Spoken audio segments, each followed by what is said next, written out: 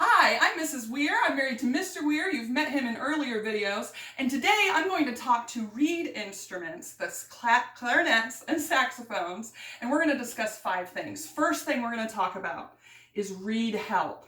How do I care for my reed? Where do I get my reed? That kind of thing. The second thing, we're going to do a short warm-up together. And then the third thing, which is probably the most important for clarinets and saxophone, is how to avoid squeaks. It happens, we all do it. It can be a little embarrassing, but we're going to learn today how to avoid that. The fourth thing we're going to do is play a couple duet songs together, so have your red book handy for that. And then the fifth one is just for clarinets. We're going to talk about how to cross the break. So when we finish the duet songs, saxophones, you can go ahead and take your leave. Clarinet, this is bonus material just for you at the end. So the first thing we're going to talk about, reed help. When do I need to change my reed? Now, this reed that I have is a beautiful reed. There's no chips, there's no cracks. It is ready to go. It's a very nice reed. Let me show you 2 reeds that are not very nice. This one here has this tiny little chip right there. When they're on the side also, this reed, it is time to throw it away. This is not a good reed. Another thing you need to look for besides chips and cracks is mold, okay? Before I show you this nasty reed, okay, it's really gross. Mold can be in many different colors. We probably know it can be green, it can be black. Have you ever seen pink mold? This is pink mold. This, I just took off my son's saxophone and I was like, it's either he is using lipstick, you see that faint pink, he doesn't wear lipstick, or it's mold, and that's what it is, it's mold. So I grabbed that off of his and I was just about to throw it away and I said, you know what, I think people would enjoy seeing a nasty pink molded reed. So to avoid getting mold on your reed, you need to take it off your instrument every time you practice. You need to take it off, wipe it off just real quick on a cloth, and put it back in the plastic holder that it came into. Now, another question I get a lot about reeds is when do I need to move up to a different reed? So I'm going to show you something. Take a look at your reed. All reeds have numbers on them. Most of the numbers are on the back. Now this one here is a little faded. It says 2.5. So look for the numbers down here. Now some will go on the front. Mine is not on the front, but you can find your numbered reed on the back or on the front. When do you need to move up? Okay, so you know your number now. When you need to move up is when you've been consistently playing every day for several weeks. If you started off at a 1.5, it's probably time to move up to a 2. The way that you're going to learn how to know if you need to move up, as long as your reed is not chipped, we throw it away. Not molded, otherwise we would throw it away. Is if it's getting kind of soft and it's harder for those high notes to come out. So just like all things get worn out, things get tired. A reed is just a very, very thin piece of wood. So after it's been used for a while, it's going to start to get weaker. And also, as the wood gets weaker, your lip is also getting stronger, because if you're playing consistently, your muscles in your lips are getting stronger. So then it's time to move up to a stronger reed. Now, when you're learning to play high notes, especially clarinets crossing the break, and the notes are not coming out clearly, it might be a sign for you to move up to the next strength in the reed. Usually when you're crossing the break, you should be at a 2.5 for clarinets. Saxophones, after you've been playing for a couple months, you should also be at a 2.5. You're never going to jump up more than half of a number. So I also play on a 3 a lot, a 2.5 to a 3. You should never go from a 2.5 to a 3.5. You need to go up in half increments. What reed should I buy? Okay. The cheapest and the highest quality that I have found are Rico Reeds, R-I-C-O. You can buy them at any local music store. You can buy them online from Amazon. You can buy them online from Musician's Friend. They're very affordable. You need to buy a box of 10. You need to have at least 2 reeds in your case at all times. That's why if one gets chipped, you suddenly see some mold on it, toss it, there's another one ready to go. And then always have that box prepared for you, waiting for you at home to move on to the next one. Okay, so we've talked about reeds.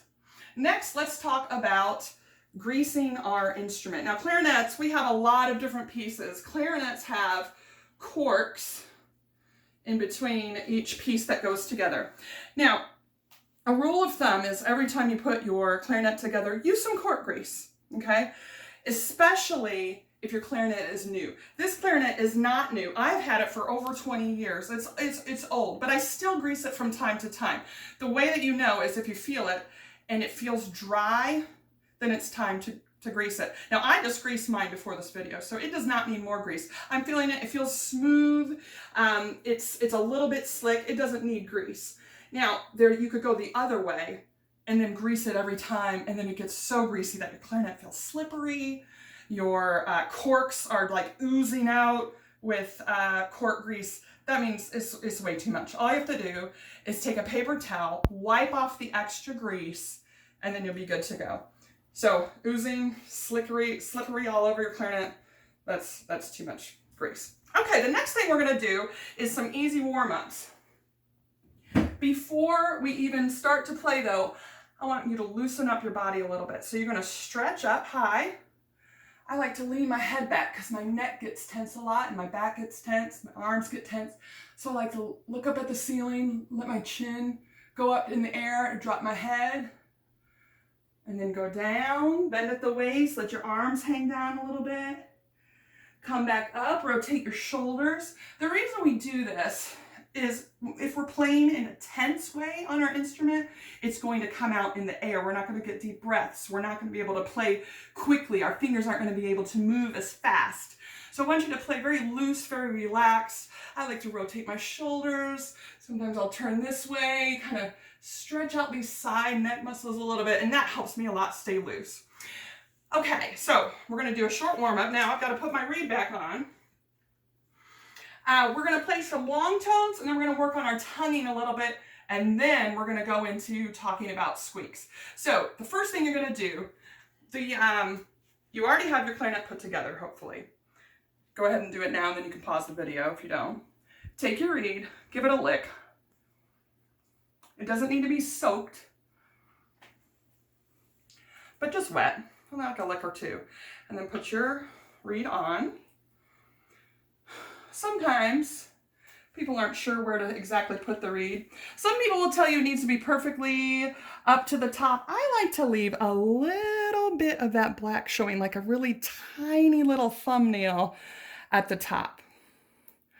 That's what I like to do, and then I hold it as still as I can, and then I give my ligature a couple turns. You just need to turn it until it stops. Don't ever force it. Ligatures will break. They are just thin pieces of metal. My son has already broken a ligature, and he's only been playing a saxophone for, well, I guess 2 years now. But he tightens, he over-tightens. So just turn until it stops. Okay, so our bodies are relaxed. We just did a little stretch. Now, one more lick. We are going to play some long tones. Clarinets, I want you to play a C, that's 1, 2, 3. Saxophones, you're gonna play a G, that's also 1, 2, 3, and your thumb. Okay, so we're gonna hold out some nice long tones. Let's first do 4 beats.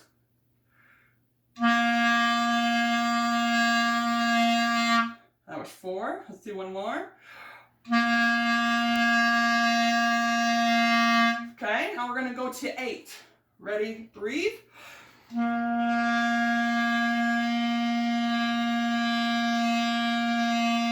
Okay, that was 8. Did you make it? Let's try it one more time. 8.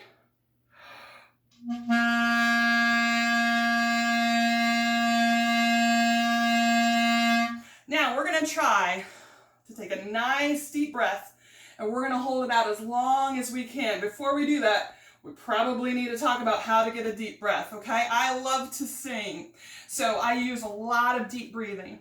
There's something down here called a diaphragm. The diaphragm is attached to the bottom of your lungs. When the diaphragm goes out, it's pulling on the bottom of the lungs, and it allows you to fill your lungs to the possible biggest capacity. So when you're deep breathing in, I want you to think about your diaphragm going out. It'll look like your stomach's going out. So nice deep breath in, and then out. Deep breath in, and out. Okay, same note, C, nice deep breath, as long as you can hold it. Here we go.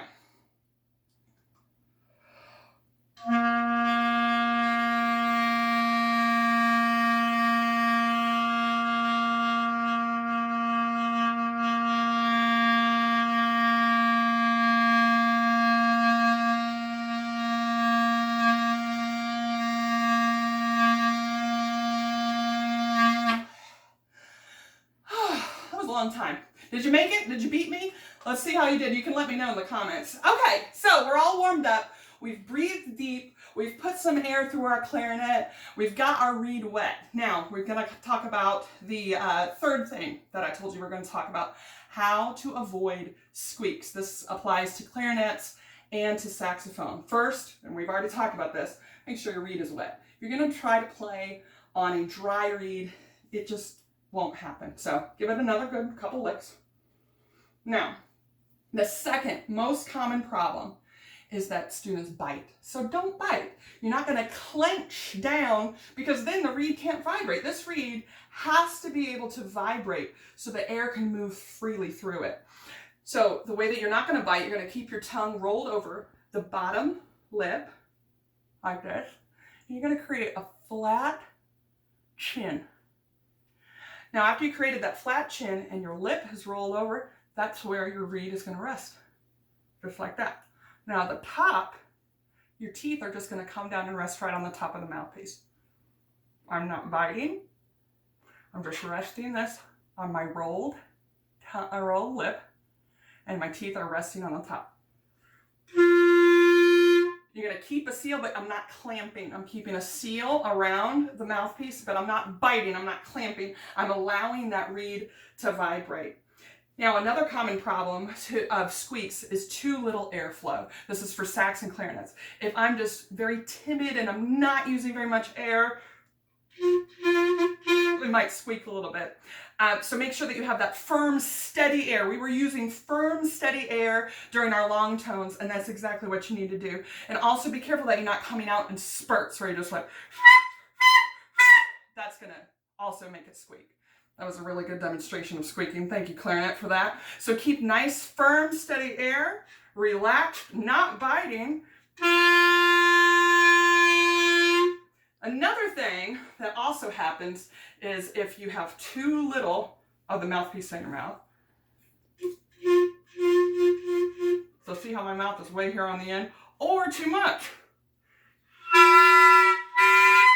Super obnoxious. So if you're getting a sound like that, back it up. Your goal is to find a sweet spot. Not too little mouthpiece, not too much, but somewhere in the middle. So for me, that's about right here. It's hard to tell you exactly where to put your mouth because we all have different mouth shapes. So it's not going to be the same for everybody. But what you need to do is find that sweet spot. So you're going to work on not too little, not too much, find that sweet spot. Remember, the goal is we've got to let that reed vibrate. It's got to let that air pass through it. Okay, another common problem. This really only applies to clarinets. You see how all of our keys are open on a clarinet? Our goal is to keep our fingers flat so that we cover the holes and no air can escape. If you play the piano, you know that you play like this. You play up like this. You've got your keys and you're playing up here like this.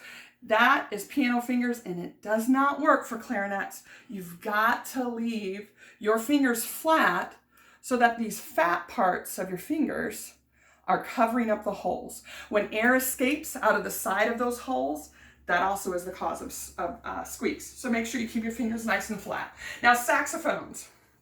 Sometimes this happens with my son. The keys are so big and so strong and so sturdy. And some of you, maybe your hands are a little smaller. You're young and you're not finished growing yet, and that's okay. You're going to need to consciously push down those fingers nice and firm to make sure that the keys are going down, because the same thing can happen. If you don't push those keys down all the way, air can escape out of the side, and that's another common problem for squeaking. Okay, so we've gone over all that. Now we're going to play some duets together. The way that we're going to do this is, first of all, you need your red book.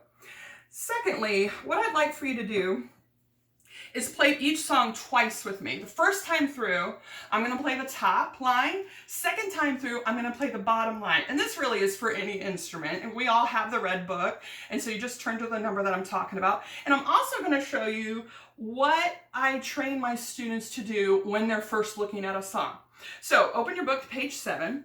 number 13 is called Two for the Show. This is a very easy song, but let's go over it. There's always things we need to check. First of all, let's check the time signature. The time signature is 4/4. That means I know that there's going to be 4 beats in a measure. Every single measure, I've got to count 1, 2, 3, 4 in my head. The second thing I'm going to look for is, do I know all the notes? Let's see. C, D, E, C, D, E, E, D, E. Yes, I do. I know all those notes. I'm ready to go. Another thing I'm going to look for is, you see those little commas in your music. Look at your music. We're on page 7, number 13. The commas are breath marks. That's where we're going to breathe. The other thing I'm seeing in the 1, 2, 3, 4th measure is there's a little rectangle looking thing. It's just sitting there on the line. That's a half rest. The way that you can remember that is a half rest looks like a hat sitting there, and it gets 2 beats, because a half note is 2 beats. A half rest is also 2 beats.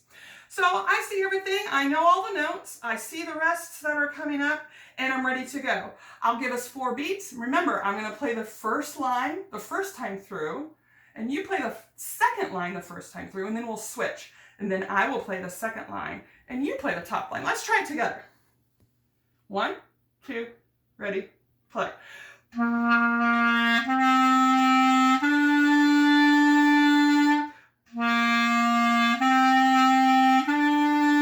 Rest, rest.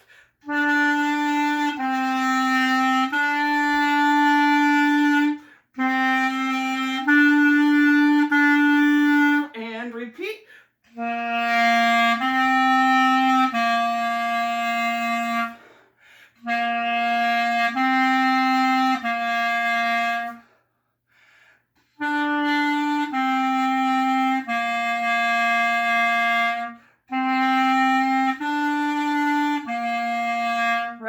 Rest. Now also remember, you can stop this video, go back, play with me a couple times if you want to. Another thing you can do is, don't forget that in every book, it'll say Enhanced Comprehensive Band Method. Some of you had a CD that came with it, and some of you have a code to look at online. And what that is a whole band playing with you. So when you feel lonely and you're like, it's boring to play by myself, I really enjoy playing with people, and I'm sure you do too. So get out your CD, use your code, and play along. Okay, let's go to another duet. Let's go to page 9. Number 24, let's take a look at it. G and E's and F's and D's. I know all these notes. I see my breath mark 2 measures after. I see a weird squiggly line in measure 4. It is a quarter rest, so make sure to give that a whole beat. And then look at the very end. There is this dot. There's a little swoop thing over it. It's called a fermata, and we're going to hold that out nice and long. When you're playing an instrument and you're playing a duet, you have a leader, and the leader is the one that's supposed to cut off. So with a clarinet, watch what I'm going to do for the last note. And when I do that, that circle, it's like I'm conducting with my clarinet. So you follow along, and when you see that circle, you stop right with me. Okay, here we go. 4/4 time. Ooh, there's something interesting. On that first line, it says 4/4. Page 9, number 24. Says 4/4, but then on the second one, it has a C. It just says a C. I don't see any numbers. C stands for common time. Common time means 4/4. So still 4 beats in a measure. So here we go. I'll play first line the first time. When we repeat, I'll do the second line. And you switch opposite of that, so we sound like a duet. 1, 2, ready, play.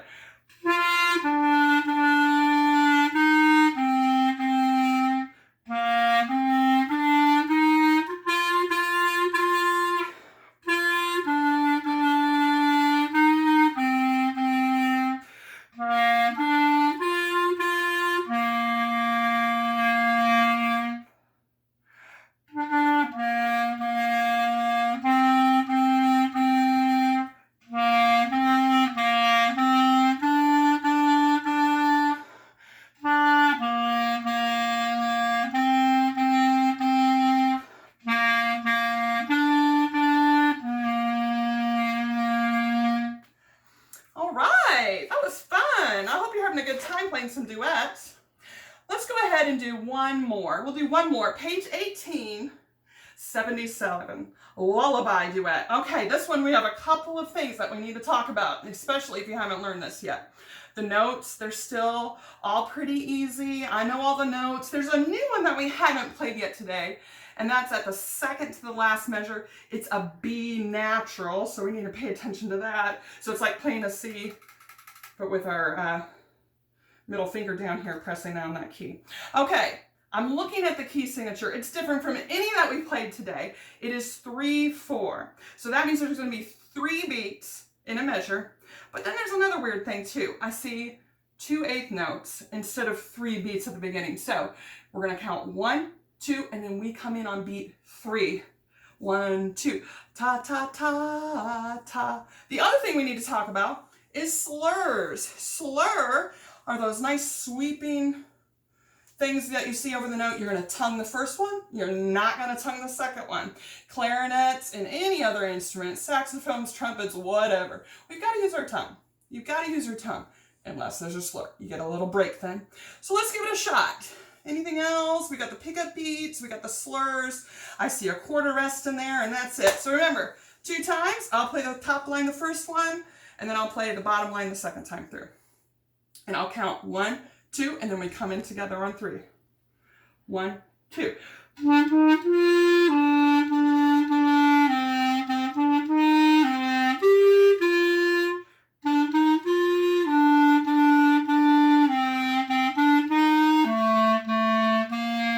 One, two.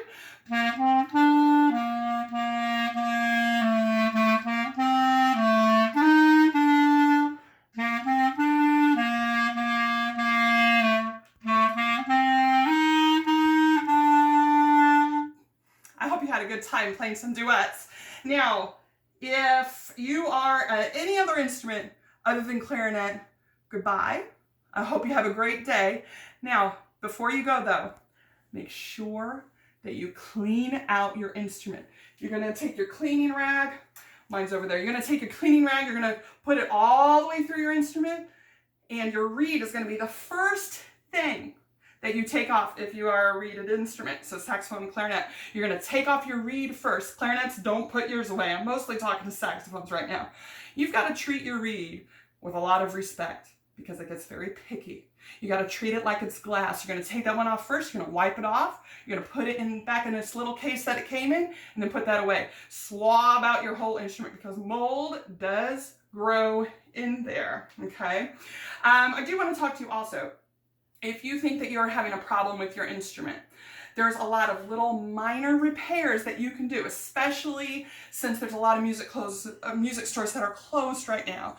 Get a little eyeglass repair set. It has these tiny little flathead screwdrivers, and that's what you need. You can look up on YouTube, or if you're really stuck, send me an email at office@aimainfo.org, and I'll see if I can help you walk through it, give you step-by-step instructions. Office@AIMAinfo.org for some very minor repairs. Maybe there's a couple of keys stuck together. Maybe there's a screw that's sticking out, and so they're not coming down properly. But just be aware of what's going on with your instrument. Okay, so everyone else, goodbye. Clarinets, it's bonus time. Let's talk about crossing the break.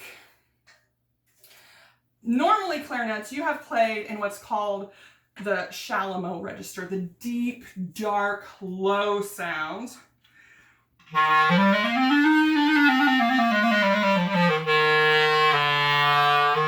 Shallow is a French word. It means all your deep, regular notes. So that covers all your notes all the way up to that B flat. Now, on that B flat, you are still playing that register key, but that's not considered crossing the break yet, so we're going to talk about it.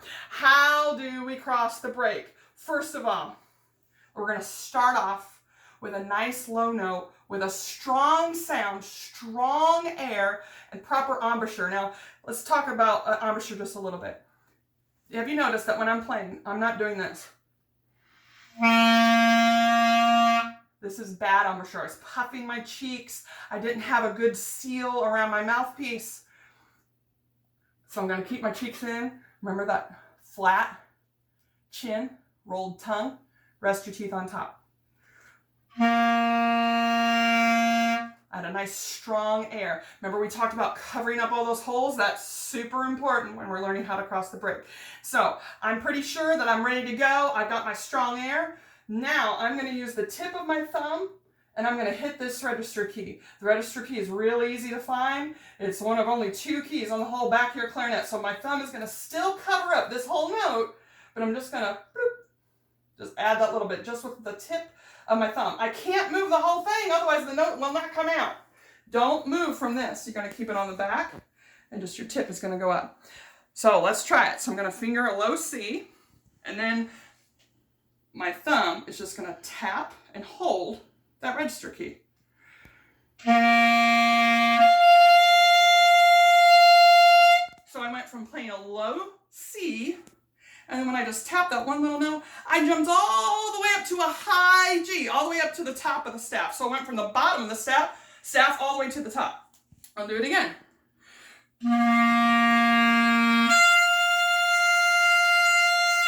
Now, once you do that and you're pretty confident, remember the main thing, keep that air flowing. Strong air, not wimpy air. I'm using that sweet spot that I know where I can get a good sound. Strong air.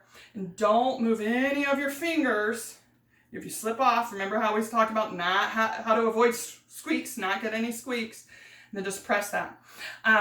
Another thing that you could do is get a friend, a sibling in this case, because you're at home, quarantined with your family, a sibling or a parent, just reach around and press that for you, just to show you that as long as you have firm air, it will pop right out.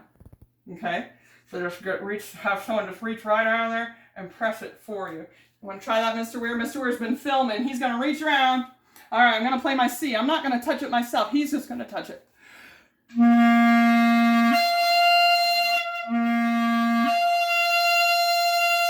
So see, I didn't even touch it myself, but sometimes that helps you because it's sometimes a mental thing where you think, oh, I have to change. I didn't know when he was going to press that button. I was just ready to go. I kept my nice firm air flowing. I didn't move any of my fingers. I didn't even move my embouchure. I just had that firm air flowing. And then after we post this video, there's a couple of other helpful links that I'll post down below in the comments. So if you need a little bit more help with that, I can show you a helpful video that I found for you guys. Okay, that is all I have for you today. If you have any questions about anything, how do I do this, how do I do that, first email your teacher, or if you can't get a hold of your teacher, email me, office@aimainfo.org. I'm happy to help you. And remember, music is meant to be shared. So share it with your friends, your neighbors, make a recording, send it to grandma, send it to your uncle, and be safe. Bye.